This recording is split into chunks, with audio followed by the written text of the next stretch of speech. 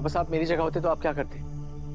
मैं उसे कुछ वक्त के लिए यहाँ से दूर ले जाता देव, पर उसे हमेशा के लिए अपने आप से अलग नहीं होने देता। पॉइंट है पापा साहब। अनजान लड़की को भगाना क्राइम होता है, पर अपनी बीवी को भगाना क्राइम थोड़ी ना होता है।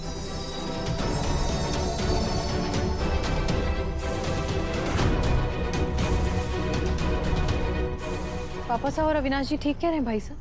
आप कुछ भी करके वसु को यहाँ से लेकर चली जाइए। उसकी मर्जी के खिलाफ। हाँ भाई साहब, कभी कभी अपने प्यार और रिश्ते को बचाने के लिए एक सच्चे जीवन साथी को कई ऐसे कड़े फैसले लेने पड़ते हैं, वो भी अकेले। तो बस आपको भी कुछ ऐसे ही करना होगा। दादा, जादूगर थोड़ा चिल्लाएगी, डांटेगी, झगड़ेगी आपसे, लेकिन आपको सहन करना पड़ेगा, बर्दाश्त करना पड़ेगा दादा।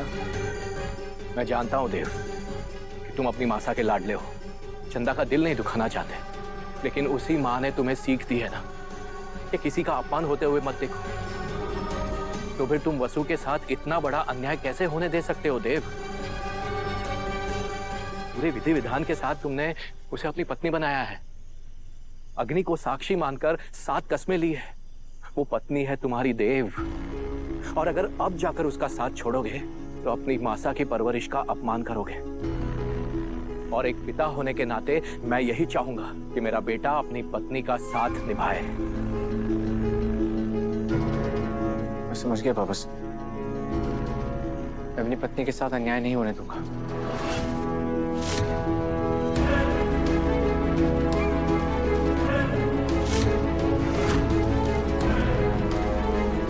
ये हुई ना चौहानों वाली बात।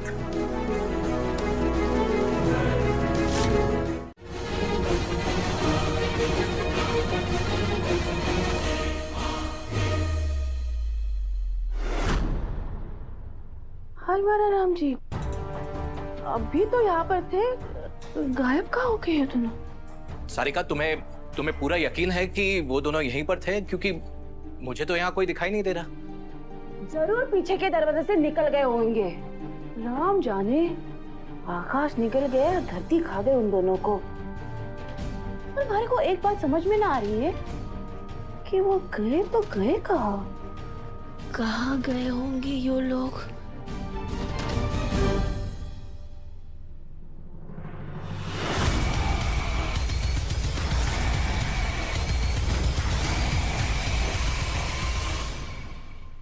भाई साहब, मैं सच कह रही हूँ, मैंने देखा था उन्हें। अरे सारिका, तुम्हें जरूर कोई वहम हुआ होगा। अगर वो लोग यहाँ पर होते तो इतनी जल्दी यहाँ से अचानक गायब कैसे हो जाएंगे? भाई साहब, मैंने सच में उस नौकरानी ने देव के बाहों में बेहोश देखा। सारिका, मेरी एक बात मानो। देखो, तुम ये जो ब्यूटी पार्लर में जाती हो ना, उसके बजाय मंदिर जाया करो, पूजा पाठ किया करो, क्योंकि तुम्हें ना आजकल बहुत अजीब सी चीजें दिखाई दे रही है। हाँ,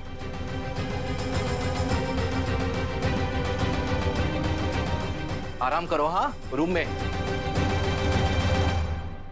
इससे पहले कि वो बात का बतंगड़ बनाए और चंद्रिका को यहाँ लेकर आए, तुम लोग प्लीज यहाँ से निकलो।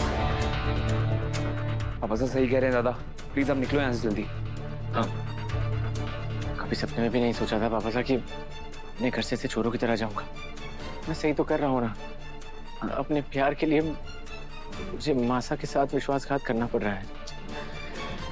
मैं ऐसे जाऊंगा तो उनका दिल टूट जाएगा। देव बेटा, कभी कभी रिश्ते इम्तिहान लेते हैं, समझ लो कि ये तुम्हारे प्यार का इम्तिहान है।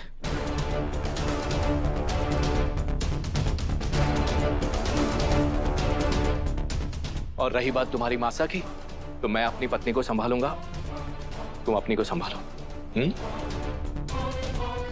भाई साहब, सिर्फ कुछ दिन की तो बात है, फिर जैसे ही सब संभल जाएगा, आप दोनों को अपने घर ही तो लौटना है।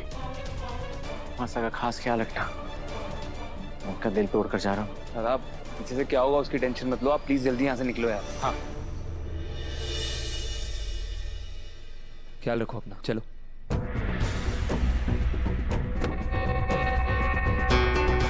ये बताओ, वसु को इस हालत में कहाँ ले जा रहे हो तुम? कार को चाबी दे दीजिए, मेरा जाना बहुत जरूरी है, प्लीज। कहाँ जाना है तुम्हें? देव, मैं तुम्हें कोई भी गलत कदम नहीं उठाने दूंगा। बताओ मुझे क्या हो रहा है ये सब?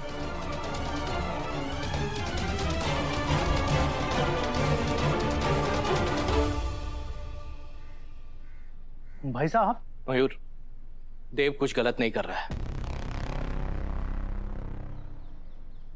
देव और वसु एक दूसरे से प्यार करते हैं।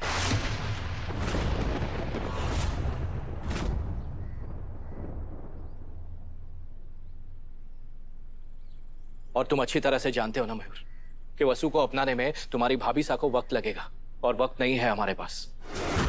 वो देव की सगाई नंदिनी के साथ करवाना चाहती है, इसलिए इसके अलावा हमारे पास और कोई रास्ता नहीं था। कुछ टाइम के लिए, कुछ वक्त के लिए देव वसु को लेकर यहां से चला जाएगा, दूर रहेगा, और तब तक हम नंदिनी वाली बात संभाल लेंगे। और ये सब करने के लिए हमें तुम्हारा साथ चाहिए होगा मयूर। भाई साहब,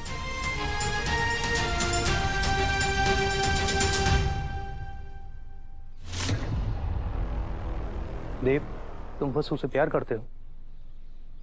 काकू साहब, हम दोनों एक दूसरे से बहुत प्यार करते हैं, और बचपन से लेकर आज तक आपने हमारी हर फरमाइश पूरी की है, हर बदमाशी में हमारा साथ दिया है। मैं अपनी जिंदगी में एक बहुत बड़ा कदम उठाने जा रहा हूँ, और आपकी इजाजत के बिना तो नहीं होगा। आप प्लीज जाने दीजिए। काकू साहब को क्या लगता है, इस घर के लिए और दादा के लिए वसु से बेटर कोई लड़की हो सकती है? हमारी बड़ी बहू का ख्याल रखना देव। जाओ। थैंक यू काकू साहब।